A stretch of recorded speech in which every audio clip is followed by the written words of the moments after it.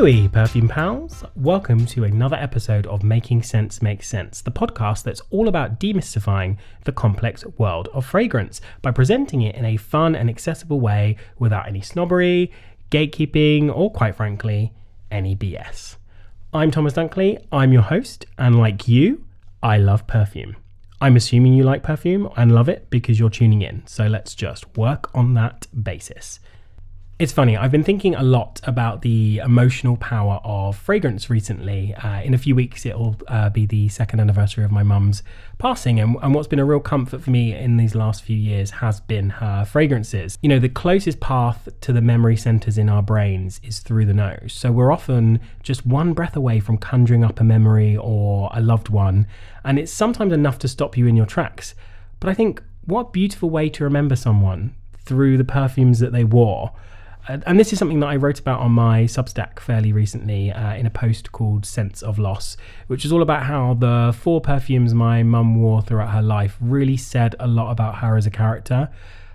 And so much of what we want to convey about ourselves to the world, or even to ourselves, comes from the fragrances that we choose to wear. Perfume is distilled emotion, and it's incredibly powerful.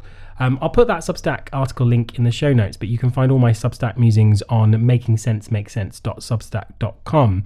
And the reason I say all of this wonderful, lengthy preamble is because my guest today is someone who, like me, believes that fragrance is an emotional product, and we talk a lot about that during our discussion. She also has, I have to say, one of the most impressive fragrance industry CVs you will ever see.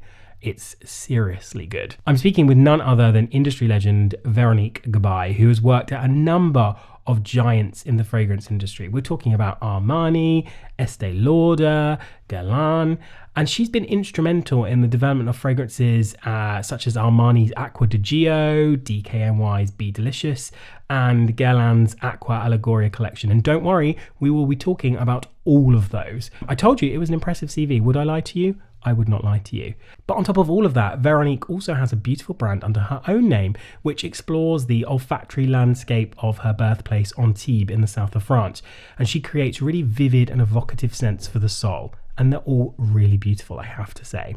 So we chat all about her career and how she approaches fragrance creation, as well as what inspired her to create her own brand. We also touch on the emotional aspect of fragrance in what is a really, really lovely discussion. I think you're going to love it. But before we dive into that, let's hear very quickly from our sponsors.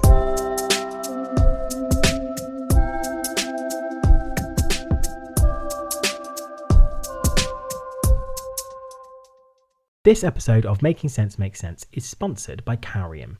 Did you know that smell is the only one of our senses that doesn't have a specific language?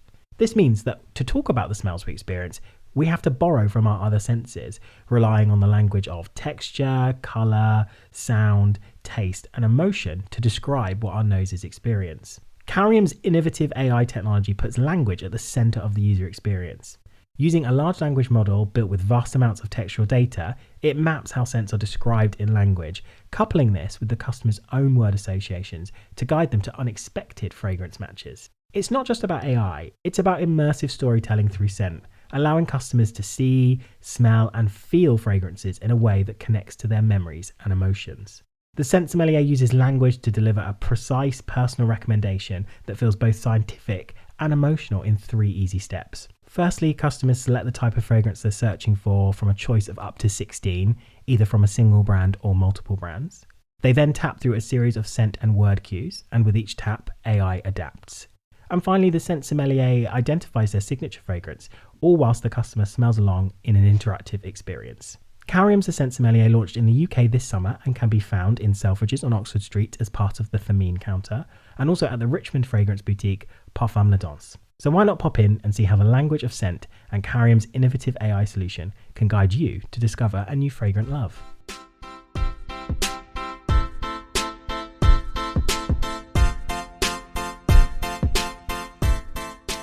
Veronique, I've been so excited to meet with you and speak with you because you have one of the most impressive fragrance CVs I've ever seen. You know, Estée Lauder, Armani, Guerlain. So I'm just, really excited to delve into all of that with you. So thank you so much for joining me on Making Sense Make Sense. Thomas, Making Sense Makes Sense. is the story of my life. Good. We're on the same page then. That's fantastic. Now, you grew up in the south of France, and I think that's possibly one of the most fragrant places on earth. How did that shape your relationship with smell?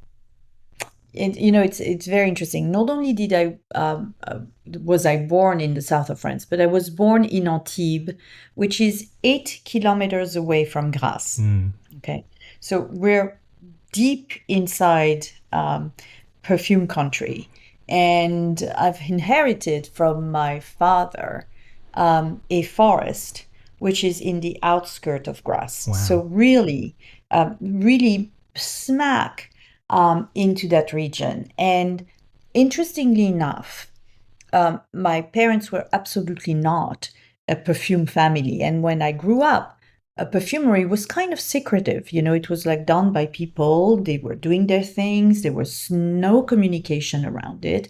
The brand would communicate on their products, but nobody knew really how it was made. And I didn't know a thing about that world. What I known though is that my sense of smell was extraordinarily developed. But as a kid, to the point where I would get sick, I would smell something and I would get sick, Wow. because the sense of smell was so strong. And again, didn't know what to do with it. Didn't really know what I wanted to do with my life. I felt somehow that I needed something creative in my life, but I really didn't know what. So by elimination, it really was a process of elimination. I ended up in business school. Okay. Okay. Like medicine, no. Pharmacy, no. Law, no. So I was like, okay, let me try marketing.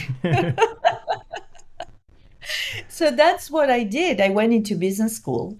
I was recruited out of business school first by Procter and Gamble. I didn't like it, and then L'Oréal. And at L'Oréal, I started in makeup in the path of business management. And 2 years into it, my boss at the time, the general manager of the luxury division, says, "You're very creative. We're going to put you on fragrance." And ta-da! Then suddenly everything made sense because I love this idea of connecting with people through communication, through product development, through marketing. But when I encountered the category of perfume, suddenly, everything made sense. And I started to connect the dots of my life into that category.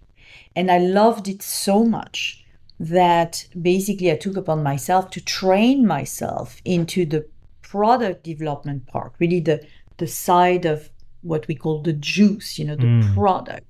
Because yes, I was good at business management, I was good at marketing, but I loved the product. And one day, and I will never forget, and to this day, I am extraordinarily grateful to that moment and to that person. The owner, and he's passed away sadly now, but the owner of a fragrance house passes by the hallway at L'Oréal and sees me smelling it very late at night, right? He might have been there for a dinner or whatever. "Mademoiselle Gabai, do you like to smell?" And I said, "Oh, yes, monsieur." The next day, his head perfumer calls me and they offer me to train me. Wow. And that to me was like, wow.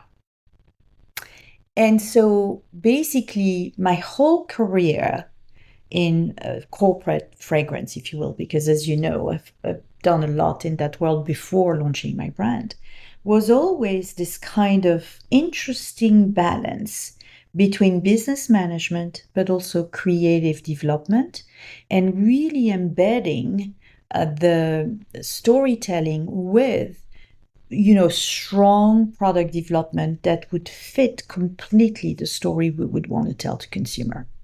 The first thing I did at L'Oréal with that, if you will, really that embedding of emotion and olfaction was Acqua for Giorgio Armani. Wow. And you probably know it, you probably have Yep. smelled it, but I was a young kid at the time, and I did something that nobody had done before olfactively. It was a big risk. The tests that we did on the fragrance were horrendously disgusting, and nobody believed in it really. Like, it was like, you understand, it will be your only responsibility, Mademoiselle Gabai. I didn't know at the time what it meant. It meant that if it didn't work, I would get the boot. I didn't understand that at the time. And we did it, and the rest is history. Um, and that's how, if you will, I started my career in fragrance. And that's how my upbringing shaped my desire for fragrance, because I was surrounded with all of those scents. My nose was in overload, and I didn't know at the beginning what to do. And it took me 25 years to basically understand how my upbringing in the world of fragrance would lead to my life in the world of fragrance. Yeah, I mean, it's such a fascinating story, and also I suppose you had the benefit of the naivety of youth there, didn't you? Really, because you were able to take risks without really fully understanding the consequences of the risk. Otherwise, you might not have taken them. Totally.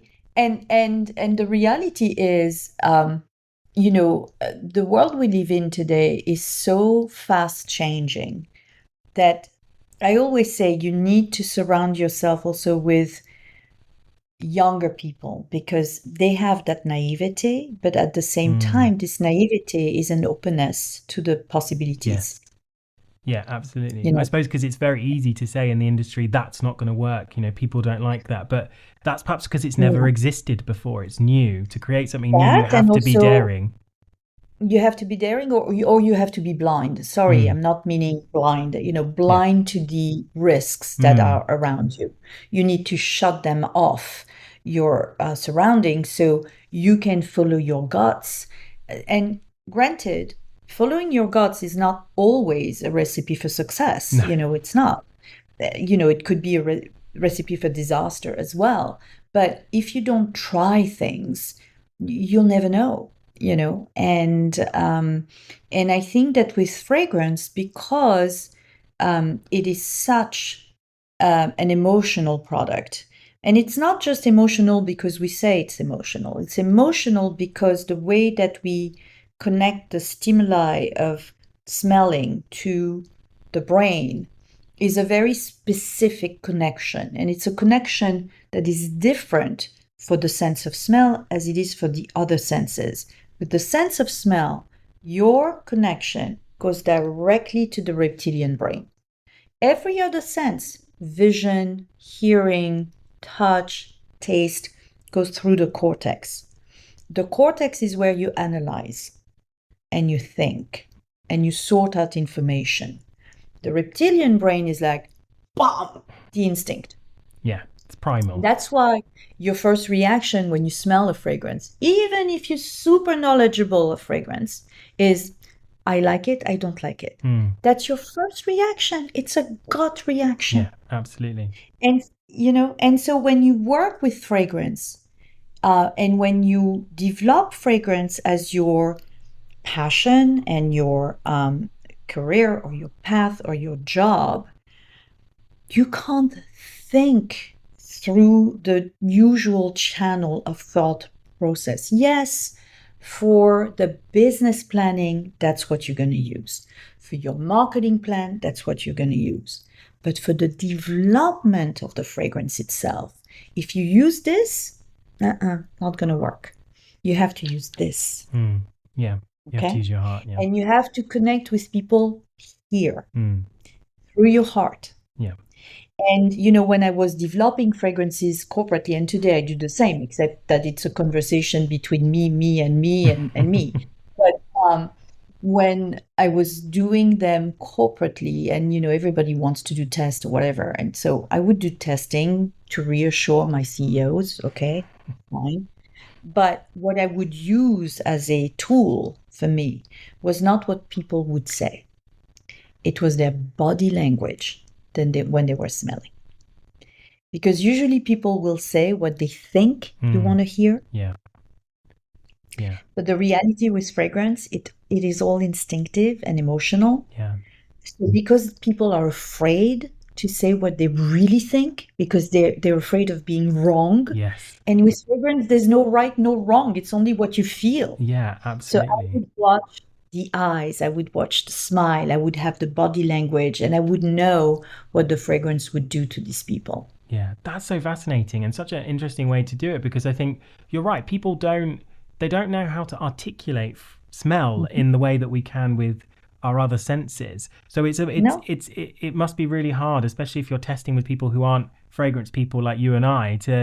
They might love it, but not be able to define why or how. It's just you have to follow yeah, the emotional, instinctive response to it. yeah. And that's why, I don't know if you've browsed my site, but in my site there is a personality test that is based on the correspondence between the senses, because effectively you can't articulate, you don't have the language, and because it's all purely instinctive and emotional, it's very hard to explain. It's not going through your cortex. So, but you can say very easily what colors in the rainbow you prefer, what type of food you can't resist, what type of music you like to listen to, what is the type of surroundings that makes you feel good. And through those answers that are more, thought process one, if you will, then we can establish a correspondence, because it exists, between what your preferences are in the other senses to what your preference would be based on those answers in the world of fragrance. And so this way we can curate, and I do that on my collection, it could be done for other people obviously, but I curate within my collection the type of fragrance that probably you would like. And that allows you to reduce the field of possibilities and to just try a few as opposed to try the whole thing. Yeah. And it has nothing to do with olfactive family. Yeah. Sorry. Yeah. Nothing to do. Throw that out the window, because it doesn't make sense to everybody, does it? I think it's about trying to get people, meet people where their reference points are, to understand, if you can talk about it in a texture, or if they love style and they want to share what their style is, you can find fragrances that match that. I think it's an interesting way to approach it.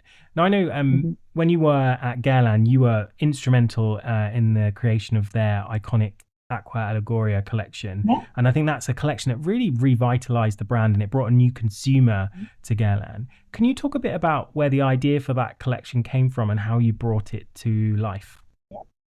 So what you understood of that collection is exactly what the objective was. Okay. So the idea when I joined Guerlain, and the brand was absolutely gorgeous. And by the way, I entered the world of perfume through Guerlain because my mother was a Guerlain woman. And my first memory of a scent that is a commercial scent, if you will, was a Guerlain fragrance. So to me, working at Guerlain was like, wow. Yeah. So good, The really, dream. The dream. Yeah. The dream. And so the house of Guerlain has always been and will always be like this incredible historic house with so much knowledge and so much craftsmanship and so much artistry. And it had a lot of innovation.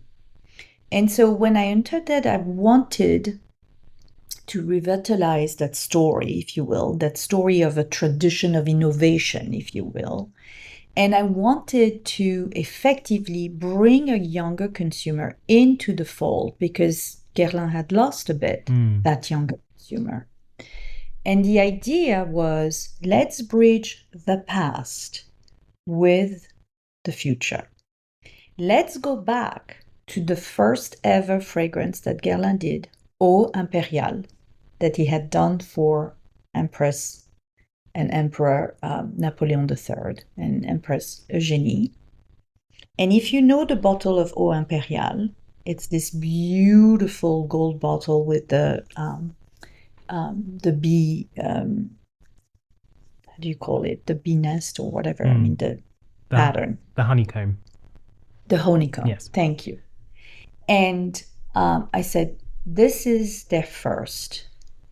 let's make the new one based on the design of the first. So we did a mini bottle of Eau Impériale. I mean, Aqua Allegoria resemble, if you will, the Eau Impériale. But instead of doing a cologne, we said, okay, we're going to do something very fresh, very light, like the Eau Impériale, but let's bring color and fun and something a bit more youthful. And this is how the Aqua Allegoria came to birth, if you will. So those are fragrances that are pretty light and fresh and luminous, very fruity, very floral. And Aqua Allegoria, an allegory is like a magnificent representation of something, but it's also the root of joy, allegra. And the idea was, let's bring some joy into the brand and let's introduce the brand to a younger consumer. That's how it was born. Yeah, and it became that exactly that kind of an accessible entry point to people perhaps who not considered Guerlain before. And I know you've worked on that, and you mentioned Acqua di Gio and, you know, fragrances like Be Delicious, and these are all, you know, massively successful fragrances, all blockbuster hits. And I always wonder, when you're creating something like that, do you get a sense on a project like that you might be creating some magic? Can you ever tell it's something that's going to be successful, or is it just random? Do you just don't know? You know, the reality is that you're quoting here the things that have been super successful. Yeah. And you've forgotten the things that were not. Yeah, that's a fair point, yeah. And every time you start a project, you put in the same amount of energy, the same amount of passion, the same amount of love, and you're really trying your best to create something that will touch people, because it's with touching people that you create the success. Yeah. Okay, that's how it works. Absolutely. If you touch people emotionally, and if you give them an experience, an olfactive experience that's going to enchant them, then that's how success comes. But what happens, what makes it a success or not, is a series of events, if you will, some of which are completely serendipitous. Okay, you have to support what you're launching. Okay, in some cases, I launched things that were magnificent, but for a reason or another, not enough support, not enough things. People don't see it because there's a magma of newness every year. Or you have to strike a chord. So people feel really compelled to try. Okay. I think you mentioned Be Delicious. I think the visual, the storytelling of Be Delicious was extraordinarily compelling. Yeah. And it was completely consistent with what we wanted to anchor the brand in. The idea, it was for DKNY, that I carry in New York. The idea was to capture the energy you feel when you're in New York. And in New York, the energy that you feel is that everything's possible all the time.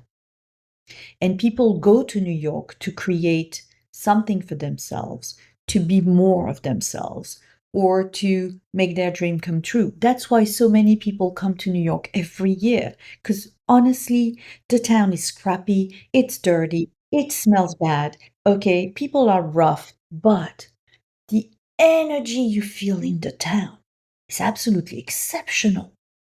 So I wanted to capture that sense of possibility, and that's where the slogan, "Take a bite out of life," came about.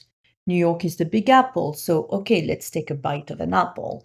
And the juice was based on a Chypre version, a modern Chypre version, where we would replace the traditional peach with an apple, if you will.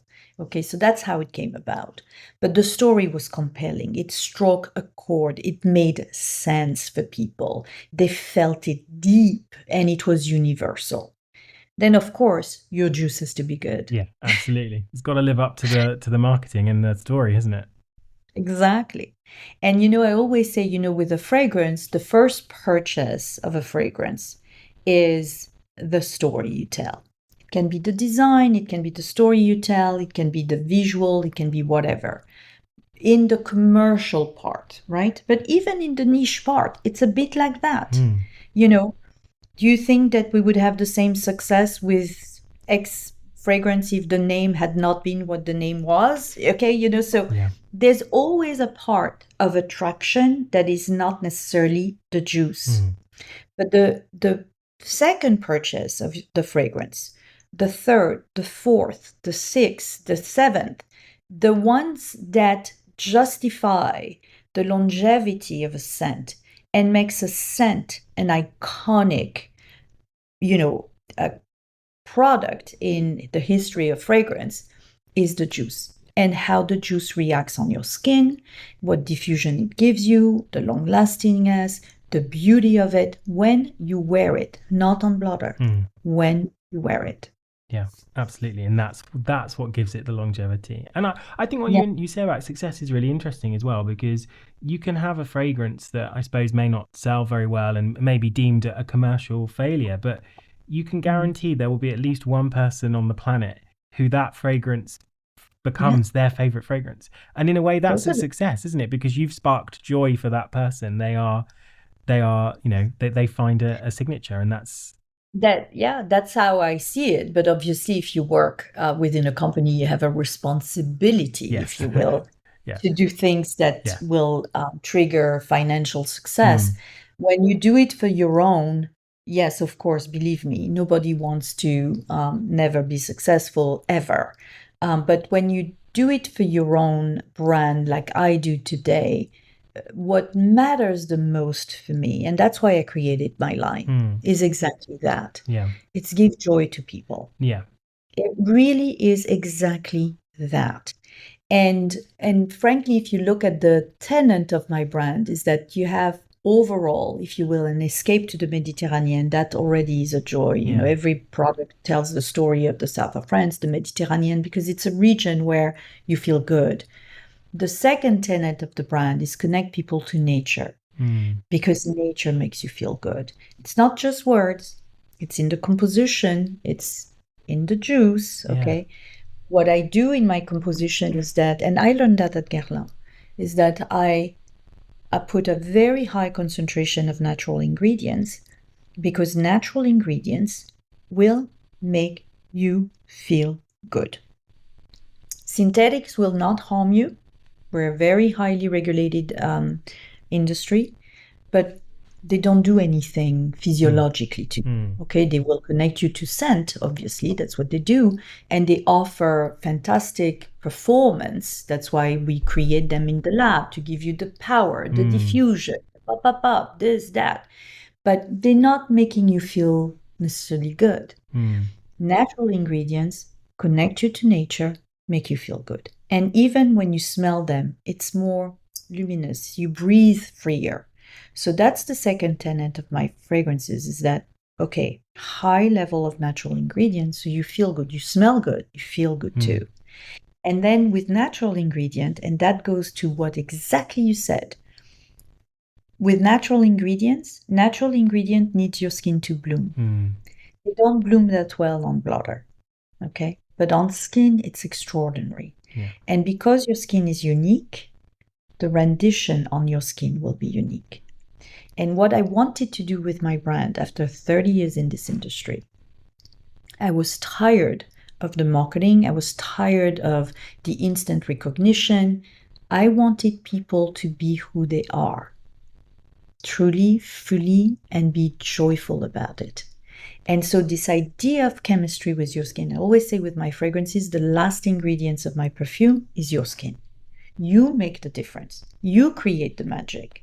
And that's why sometimes certain fragrances, even if they are not huge success, because it's not universal, will make that one person feel completely and absolutely self-confident, joyful, happy. And I love that. I love this idea of personalization through scent in a way that makes you feel 100% yourself and 100% better. Yeah, absolutely. Well, let's talk about your brand, because one of the things that I actually wanted to pick up on, which you've already said, which is quite serendipitous, is, you know, we've just talked about Aqua, Allegoria, and one of the things that really strikes me as a similarity, not in the olfactory profile of your fragrances, but in, I suppose, the spirit of them, is that you are exploring and celebrating the natural world through your fragrances. I was going to ask, my question was going to be, would you agree? But I know you agree because you've just said. But I suppose a lot of it is all about taking inspiration from the Mediterranean and the environment in which you grew up. The fragrances and packaging, obviously, they really comes through. I know that the bottles, I've got one here. The gold is obviously representative of the sun. You have the beautiful sort of sapphire blue for the turquoise blue, even for the sea. It carries your name. It's all very, very cohesive. And I wondered, was that all really clear for you when you set out to create the brand? Those tenets, that aesthetic, did it all just, is that what you've always wanted to do? Was it already there in a way? Yeah. And it's interesting you keep referring to Guerlain because I think it has been a very big source of inspiration for me. And obviously the brand doesn't look like Guerlain. No, not it's at all. not.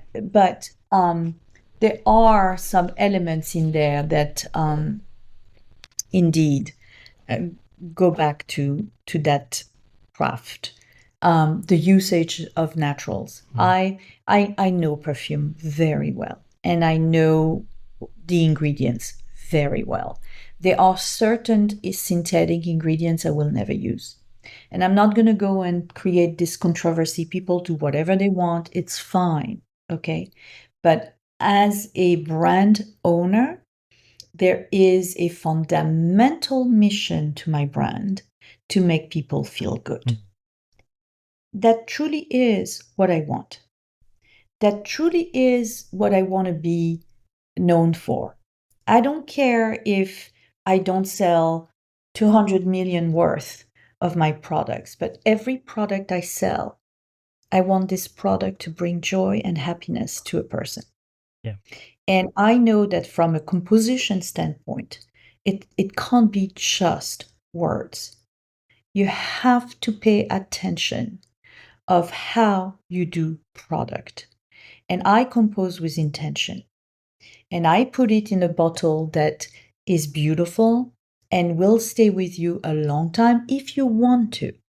If you want it to, you can refill it, you can reuse it, you don't have to throw it away, okay? When I compose with so much natural ingredients, it's for you. My first matter in my first mission is for you to feel super good when you wear those fragrances. Smell amazing, obviously. That's okay. Nobody's going to buy something because it's natural, okay? They're going to buy something because it smells amazing and it lasts long on their skin and it's gorgeous and people tell them, what are you wearing? That's why you buy a fragrance, right?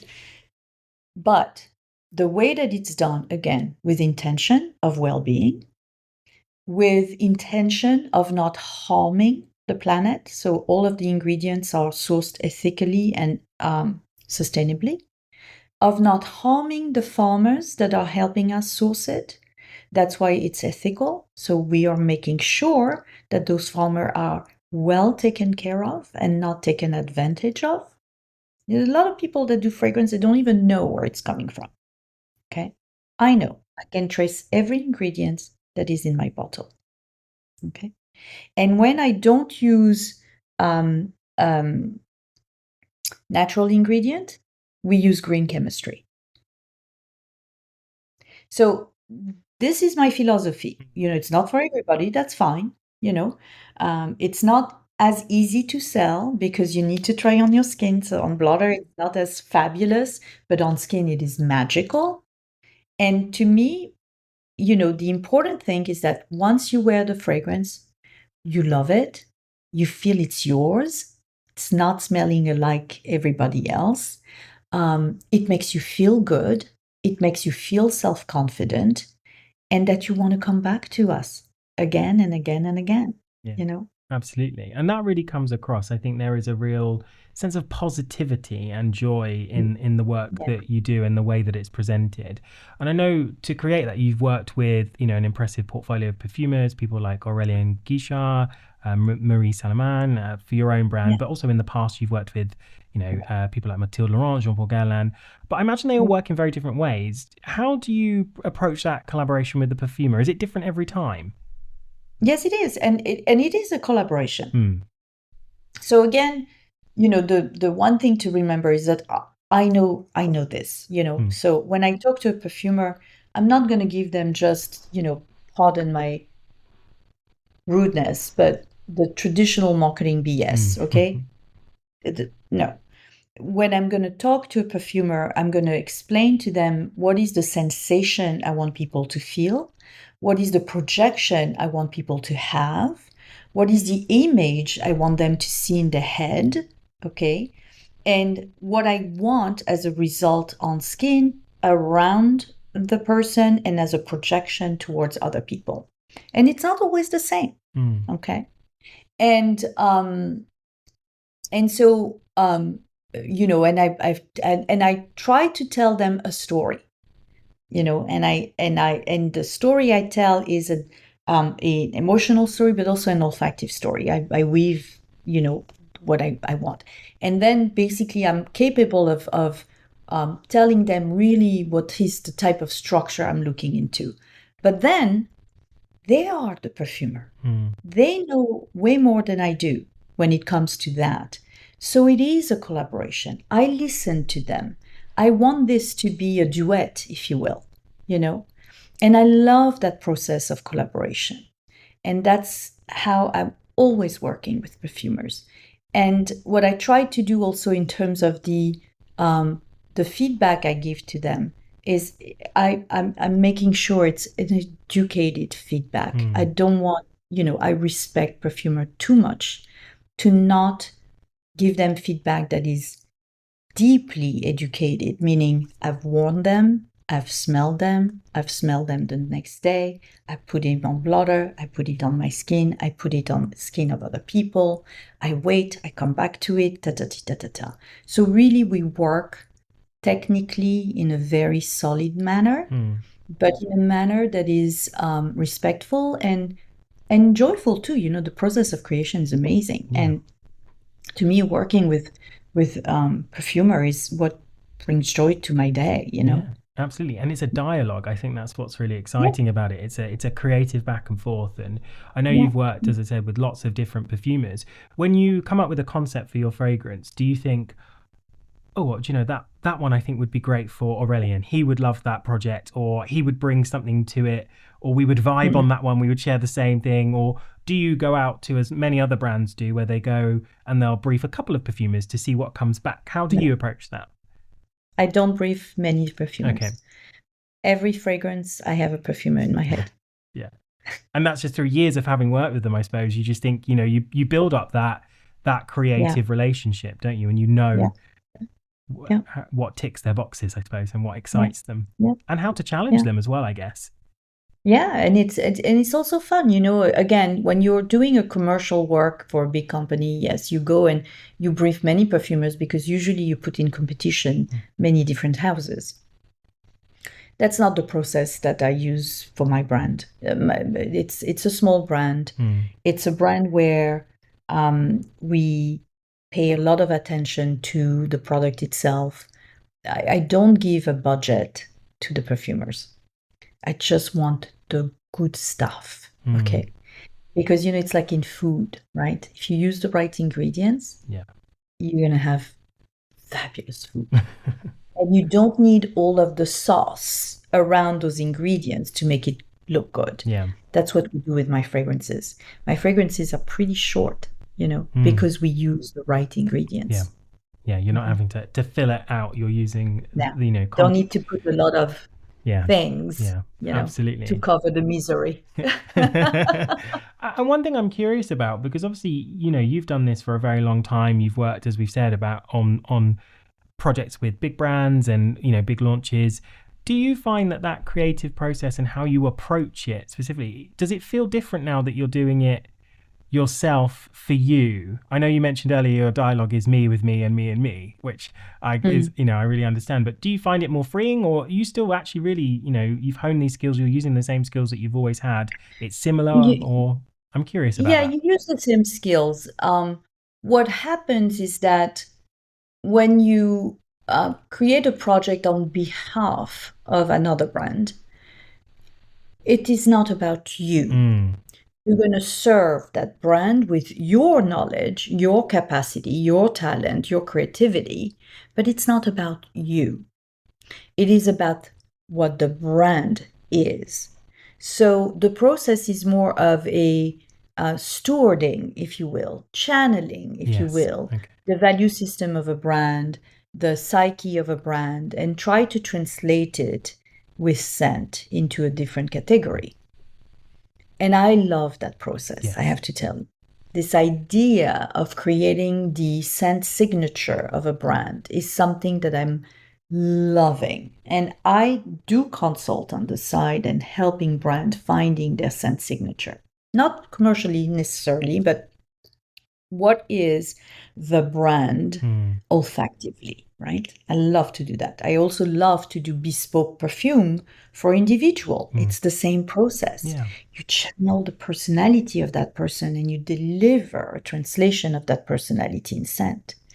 When I create within my brand, I own the DNA of my brand. You know, I know what my brand stands for. It's not necessarily just me, but I know what it stands for. And you were mentioning it feels joyful. Thank you, because that's what I want the brand to stand for. The joy, the happiness, the light. Not the light in the sense that it's not heavy on skin. That's not that. The light that surrounds you when you're deeply happy inside. And it's not the happy dopamine type of happiness, right? It's not the, the 1 minute boost of pleasure. We can bring that in perfume too at some point. But it's like the inner joy, happiness, fulfillment. I want people to feel like, they can take a weight off their shoulders and breathe. So serenity, I suppose, isn't it? Serenity, exactly. And probably this is what I'm trying to achieve within my brand. I have it, I know how to do it, and so I don't need to channel anything. It's already there. That's the only thing that changes a little bit, if you will. But otherwise the process is the same. So the process is the same, but I suppose your starting point is much more open, isn't it? Because it's coming from you. And where do those concepts come from? Are you always thinking about the next fragrance? Are you documenting, journaling? Are you waking up in the middle of the night thinking that would be fantastic, or all of the above? I guess all of the above. And also it's like, sometimes it's you're stricken by something that you think is beautiful, and it can be a visual, it can be a texture, it can be a moment, it can be a scent that you smell someplace, and you're like, oh my God, this with this would be so good. And it starts, like, for example, the latest fragrance that we launched, the one before Eau d'Azur, Délices des Bois. Délices des Bois, I always wanted to work with sandalwood, but I never did because sandalwood was in danger of extinction. And again, I use a lot of natural ingredients, so I didn't want to participate into the death of sandalwood. But once we found a sustainable source of sandalwood, I was like, okay, let's do sandalwood, And I'm sure you've smelled sandalwood, but to me, when I smell sandalwood, of course, it's a wood, okay? Smell woody, sure. But to me, it smells like boiling milk. Is that a lactonic feel to it, isn't there? Yeah, absolutely. It's milky. Yeah. And so that's why I associate it with the fig, because the fig is the same. When you smell fig, it smells of milk. So that's how it came about. Okay, so sometimes it's not even necessarily a story as such. It's just an interest or fascination with the interplay of two materials. And I know a lot of it is coming obviously from the Mediterranean, and you're thinking about that landscape, and I think that's you're showing the diversity and the versatility of the flora to be found there. And there's two I'd like to smell with you, if that's possible, because I think it'd be really interesting. So one that I was spraying early today has got a great name, which is Sexy Garrigue, and I just think this is such an interesting fragrance. Can you tell me a bit about the inspiration behind this one? Okay, so the Garrigue. What is the Garrigue? The Garrigue is the forest that is off the coast of the Mediterranean. Okay. And in the Mediterranean region, you don't have like the thick forest that you have in the rest of Europe. You don't have big trees. You don't have, the forests are not really forest. It's very small trees, usually pine or oaks, and you have, that being said, you have a lot of bushes. And those bushes are the aromatic plants. And one of that bush is giving you a plant called cyst labdanum. And the cyst is, generates a resin that smells to me like amber. Okay. But the Garrigue, so I don't know if you've been to the south of France. I'm sure you have. Yeah. Yes, yeah, I have. Where have you been in the south of France? I've been to Nice and to Grasse. Yeah. Okay. So you would have to go a bit further up, because it's very industrialized and gentrified. But if you go closer to Saint-Tropez, you still have a ton of those forests of Garrigue. And when you walk in those forests, so imagine the summer, right? The sun is high, pounds with heat the land. It's dry, it's hot, and you have a lot of rocks, you have a lot of bushes, and the stones absorb the heat, right? And you walk in those areas, and you're not close to the sea, so you don't have the breeze of the sea. Really landlocked.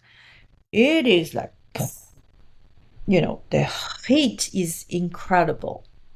But at night, when the sun starts setting and the heat is not as strong, then people open their windows and let the fresh air of the night come in.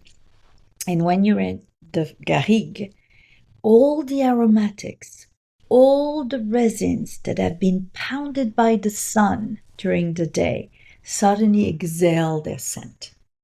There is nothing more magical and sexier than this. And it smells hot.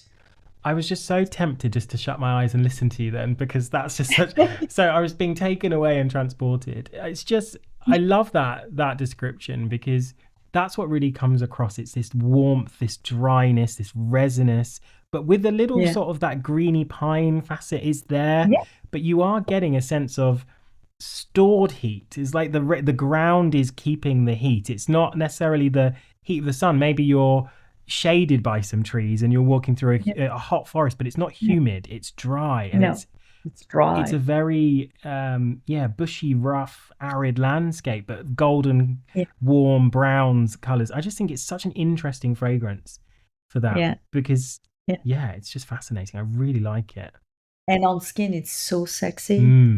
Absolutely, because there's this almost like malted, toasted sugar facet. I wouldn't say it's a gourmand, but there is that kind of dry, and maybe it's coming from the labdanum and the sort of the amber vibes of it. Is that toasted it's sugar? The labdanum, the amber. You have a touch of vanilla. Yeah, absolutely. And you have a touch of honey as well. So that might be also what gives you the sweetness. Absolutely, that's definitely what's coming through. Now, we're going from one polar opposite to another, because your latest, which is Eau d'Azur, is, I suppose, the complete opposite in terms of a scent profile. It's a beautifully bright and refreshing cologne, or cologne style fragrance. Which perfumer did you work with to create this one? Pierre Negrin. Okay, fascinating. And this one obviously is just, it's kind of that classic cologne, but warmer a little bit deeper, a little bit richer. But you just, if I could describe this in any way, it would, for me is just endless blue skies and endless blue ocean, that you're staring at the ocean and the sky and you can't work out the horizon because they've just merged into each other. It's that sparkling brightest blue, and it's so revitalizing. Thank you. I'm happy you like it, Thomas, because that's exactly this. And that's why it's called Eau d'Azur. Azur means blue. Okay. And it's, to me, a composite of what the Côte d'Azur is, right? So in terms of the idea here is like, now you're on the shore. Yeah. Now you're taking a stroll on the shore, right? And you have the pine tree that gives you that shade. Still that resin that is really so prominent in the south of France. But you have the air from the ocean, the coolness, the saltiness from the ocean. You feel it. There's a touch of marine note, but you smell also the neroli because the trees are there. Here you're not in the arid Garrigue. You have trees that gives you fruit and flowers. You smell them, and then you feel the lavender that is there as well. So that's what Eau d'Azur is about. Now, I'm so happy that you understood it as you understood it. It is indeed a cologne, but it is a cologne in profile and profile. It is not a cologne when it comes to the long lastingness. Absolutely. Or the strength or the Or concentration. the diffusion or the projection or whatever.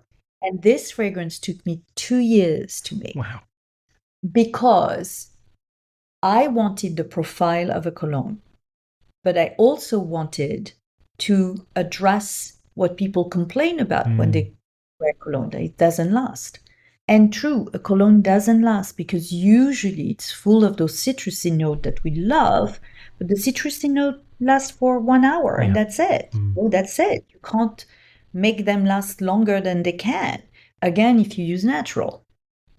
So I wanted a profile of a cologne that would last as long as an oud and that would project as powerfully as an oud.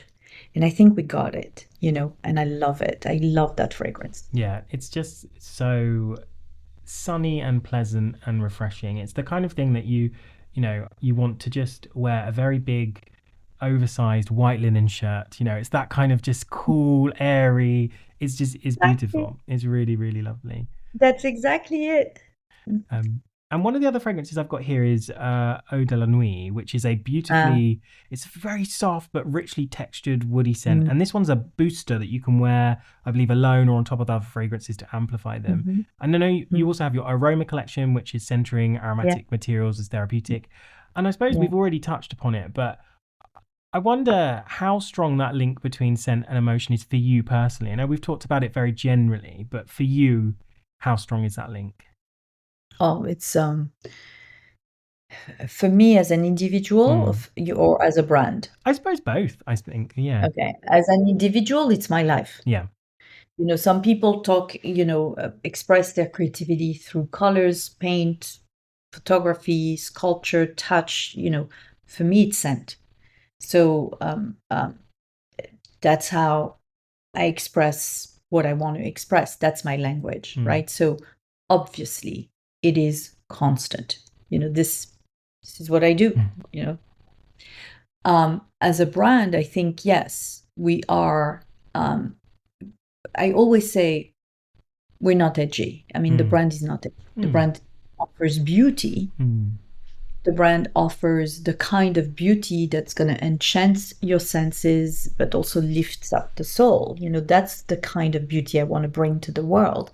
But we're not edgy. We're not a brand that you're going to go for crazy disruptive type of scent or storytelling that's, completely creative. That's not us. We're about beauty. We're about joy. We're about good feeling. We're about self-confidence. We're about this quiet sensuality that makes you go through the day feeling a bit better about yourself and probably a bit more attractive. But it's not about hard, seduction. It's not that. It's like there's sensuality in the brand. There's definitely an aspect of sexuality, obviously, but there's no aggressivity in the brand.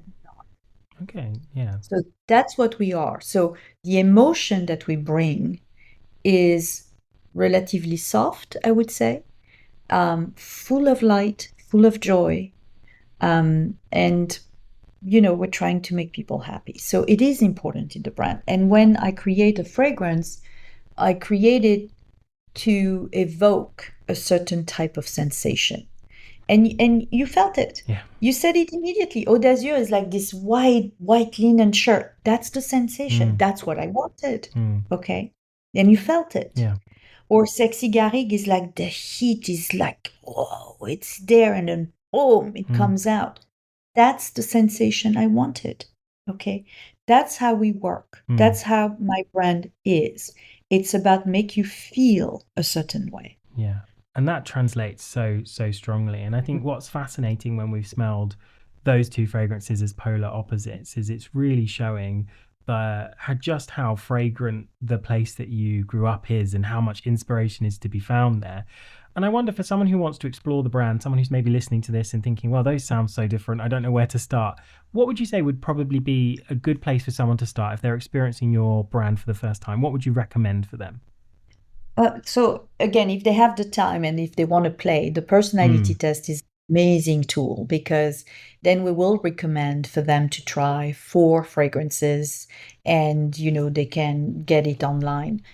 In the UK, it's a bit more difficult because we don't ship yet in the UK. So the other thing that they could do is basically try maybe 4 or 5 fragrances that are representative of a very specific type of fragrance family. So I would say in the fresh, I would say try Eau d'Azur or Vert Désir. Okay. In the floral, I would say try 2 florals that are completely different. Noir de Mai, which is a floral, woody ambery. Okay. It's all about the Rose de Mai, but treated with a ton of patchouli. And try maybe a Ready for Rosé, which is this bold, big floral bouquet, right? Or Sur la Plage, which gives you the feeling of the beach. And then try in the woody family, try a soft like Eau de la Nuit, okay, woody musky, right? Or Sunset Wood, which is much more powerful and gives you the spicy woody note. And then try Délices des Bois, which will give you the gourmand note. Now you have here a few, but if you go to a store, try 1 fresh, 1 woody, 1 flower, 1 gourmand, and then navigate your way through the brand. If you like this kind of personality, then you stay around there and you fine-tune your choices. Yeah, you can guide yourself to what sort of fits for you. Yeah. What does the future hold? What's next for you? So there's a few things that we're looking to. So obviously, from a development of the brand, there's going to be new fragrances coming up because I can't help myself. Okay, so there's also a rework around Aroma, which you mentioned a minute. And Aroma is literally here, really dedicated to well-being. So this is like really at the crossroad with aromatherapy, and it's 100% natural, 100% clean, and really is there to reduce your level of stress. And we work with doctors, neuroscientists to make sure that this happens. But next year, I'm bringing around Aroma a home collection. So if you want to basically have that sensation in your home, you'll be able to have it. And we are also launching now this fall a version of my necklaces, that contain my fragrances. And people love it. But at the beginning, I started with high-end jewelry. So it's sterling silver, gold-plated. So it's pretty pricey and, it has value. So it is what it is. But people love it, and I wanted the young people to have fun with it. So we're introducing a version that's not precious metal, but as beautiful. We call it Le Spritz. Love it. Great name. I love that. And we want everybody to spritz. Yes, everybody. That's all we want, really. Everyone just needs to spritz. Exactly. So we're launching this fall. Fantastic. Lots to keep you busy. Veronique, this has been an absolute pleasure talking to you. It's been so fun, so fascinating. I think the only problem is you've made me want to hop on a plane to the south of France, but I won't blame you for that. Thomas, it was an absolute pleasure. I can see how much you love this fragrance category and this beautiful craftsmanship, and how well you speak about it. So thank you for your passion, and thank you for the time today, and thank you to all the people that listen to you to spend a moment with us.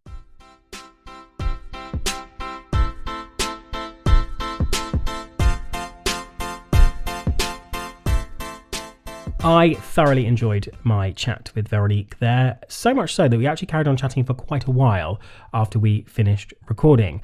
I just love her positivity and passion. You can tell that she really loves what she does, and with her brand, she's crafted a really beautiful homage to the Mediterranean. It's well worth checking out. In the UK, you can find the brand at places like Harrods and Liberty. Go seek it out. There's my advice.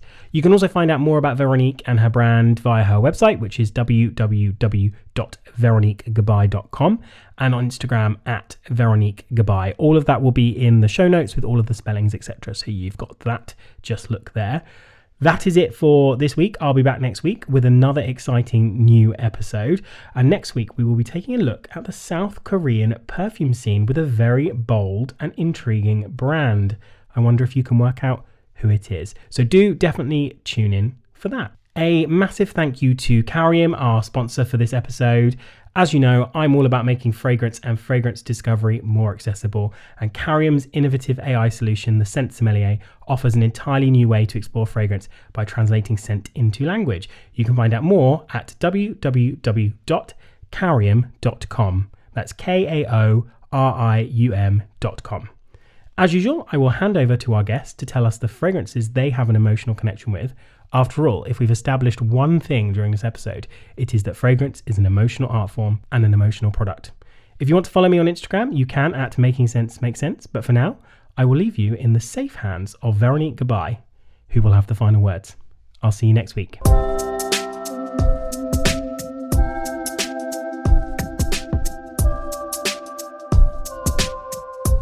So the fragrance that I have an emotional connection with, even though I don't wear it every day, is Souvenirs de Tunisie.